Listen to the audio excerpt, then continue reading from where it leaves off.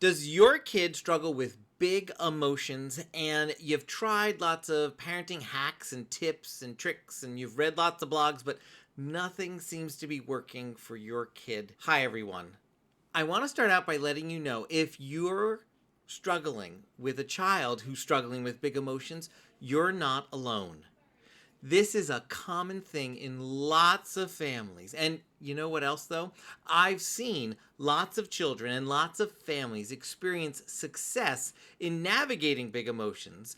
Those who I've coached and worked with, when they got an understanding of what God says about emotions and then applied it in practical ways to family life. That's what I want to help you do tonight. I want to help you understand, what does God have to say about emotions and how is that going to influence how we parent our kids? Now, when I say you're not alone, you really aren't. I sat with my own children just a few weeks ago and I asked them, you know the Bible decently. You've read it a lot of times. You've heard audio recordings. You've read all the children's Bible books too. And I said, just tell me some people in the Bible who struggled with emotions, who had big emotions. And, they started to name a few people right away, real quickly, the ones that probably come to your mind right away too. And then as we talked further, they just kept listing more and more and more and more people. Good guys, bad guys, in between guys, everybody, men, women, everybody.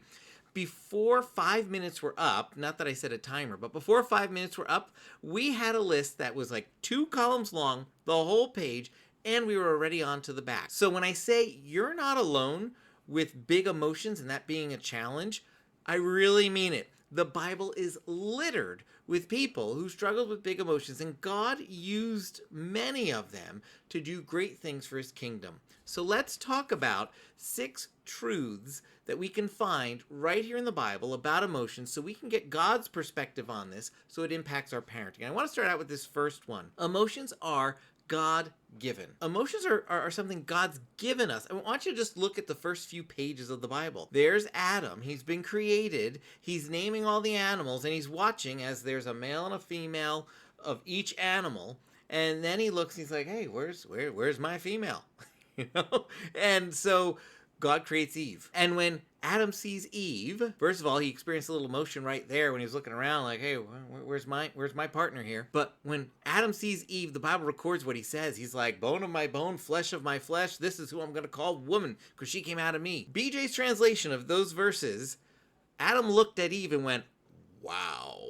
All right? He was experiencing emotions right there. God's given us emotions. So if God's given us emotions, we need to understand something. The second truth of the Bible teaches us is that there aren't these categories of emotions that we call good emotions and bad emotions. I think this concept will transform some of the ways we parent. A lot of times we see certain emotions as the bad ones that our children shouldn't be experiencing, and we see the other ones as the good ones, the ones that we want our kids to have. Did you know the Bible tells you to be angry? There's a Bible verse, New Testament, Paul says, be angry. Now he warns, but do not sin. Did you know that God himself is described as a jealous God? So we see these emotions that sometimes we label as bad, but the Bible's telling us, no, they're not bad. They're not good. When we see emotions as bad or good, it leads us to start parenting inappropriately. We start telling kids to kind of stuff their emotions. We pick strategies and parenting plans that cause kids to kind of stuff these quote unquote bad emotions down.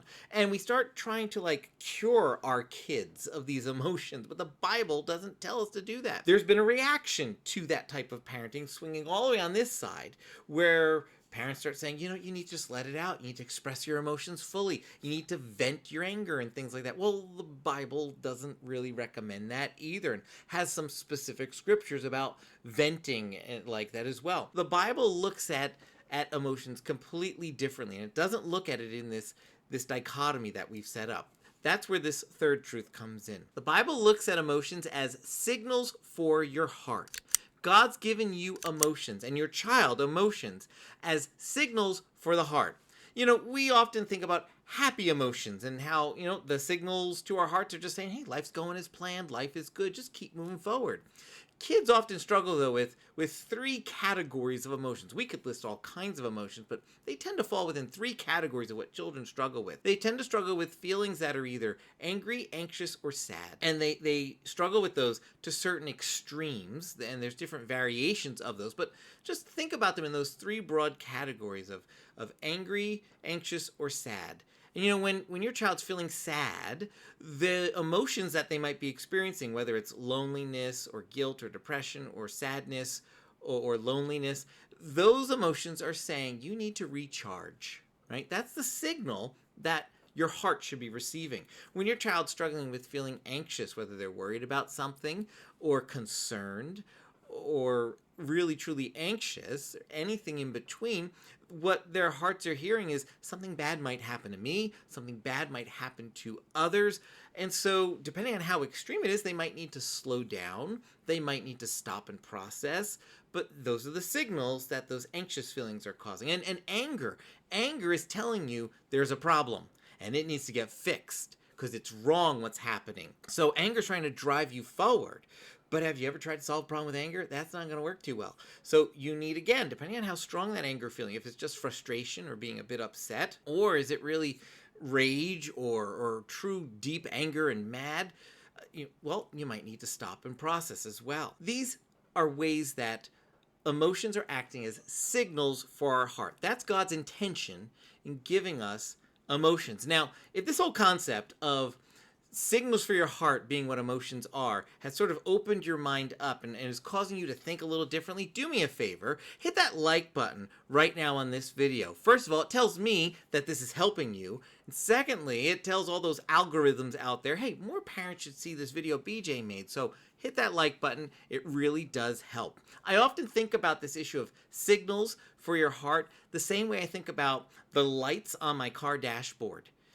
I know what some of those lights are. When this light comes on, I have low tire pressure. When this light comes on, I need to change the oil. When this light comes on, that's an engine thing going on. But there's a couple lights, I have no idea what they are. I need to go pull out the little book that's in my glove compartment and check out what it is. Well, those lights are the same way. There's not bad lights and good lights. They're just lights trying to tell me, hey, there's some things you got to work on, and you need to respond differently based on what dashboard lights are going on.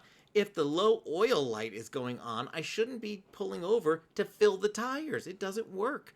We need to help our children understand the signals that different emotions are sending to their hearts. When we do, good things are going to happen for them. The fourth thing that we see there in the Bible is that emotions are powerful, and because they're powerful, they can be dangerous. Emotions can be a wonderful blessing, but they also can be dangerous. Think about how many relationships have been ruined because someone didn't know how to navigate some big emotions they were having. We do need to be careful, and we need to work on our emotions as well. We need to have a plan for how we work on our emotions. The fifth thing that the Bible tells us about is that emotions are great for identifying problems and identifying challenges. Just like that car dashboard. Great. It tells us when there are problems. It tells us when there are challenges. So when you're feeling certain feelings, that's telling you, hey, there's a problem. There's a problem. Here's a challenge coming up. You need to be aware of these things. Emotions are great for that reason. But emotions are lousy, and this is the sixth one, for solving those problems. When we use emotions to solve problems, we often damage the relationships that we care the most about. We need a plan. See, we're called as parents not to help stuff our kids' emotions down or cause them to just vent them and go wild with them or anything like that. We're called to disciple our children. And that's including this area of emotions. We need to disciple them in this area so that they know how to navigate life when they have big emotions. Something I want you to hear, if you're a parent who has a child with big emotions, a kid who's got an extra scoop of emotions now, has some big emotion challenges now, if we can disciple that child and raise that child in the ways of the Lord, that child is going to have a deeper sense of compassion, a deeper sense of empathy, a deeper connection with fellow believers and with those who don't know Jesus. And so those are people who end up leading the church. Those are people who end up making sure that the church doesn't just talk about doing the good things that the church should do and talk about the Great Commission, but actually does it too. When those who are hurting, when those who are the downtrodden, when those who are weak in society need help, it's the people who have big emotions who make sure the rest of us get up and do something. So that extra scoop of emotions that your kid has right now will be a blessing when we help our child navigate those emotions the way Jesus calls them to.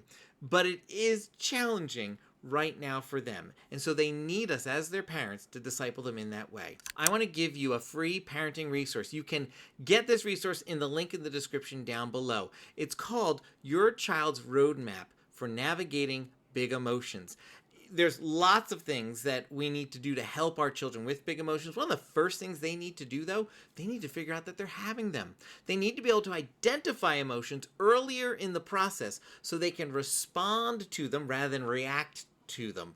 So we need to help them start out by identifying those emotions, and then we can start using all these other wonderful strategies and tools, heart tools that God has for us to use with our kids. So you want to grab this resource down in the description down below. You're going to love using it with your kids. It's going to bring change at the heart level in your family. And if you're hanging out here more on YouTube, you want to check out a couple of these videos that I have here just for you. Thanks so much for watching. I'll see you real soon. Bye, everyone.